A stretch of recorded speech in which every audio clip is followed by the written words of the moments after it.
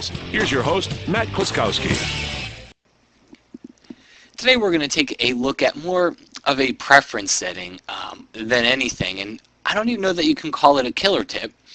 It's more of a Matt's personal preference tip. But hey, you guys come to the site and you watch these things, and I'm going to show you what I think is cool and what I use. So let's go to the window menu and go to the color palette.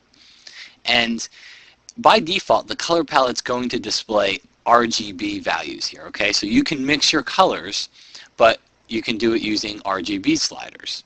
Well, I usually like to, when I find a color, what I generally like to do, especially if it's an RGB color, is I want to either increase the saturation, the brightness, or the lightness of that color. I generally don't want to mix my colors here.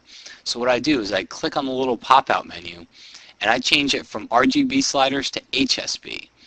Now what this lets me do is, here I zone in and I find the hue, the color that I want, and then I can use the saturation and the brightness values to either oversaturate or desaturate the color, or make it brighter or make it darker here. So it's just, again, I guess it's really more of a personal preference for me. This is the way when I find a color, this is how I tweak the color that I find. So where the color palette isn't typically very useful for a lot of people, this makes it a lot more useful for me because I don't have to go into the color picker to do it anymore.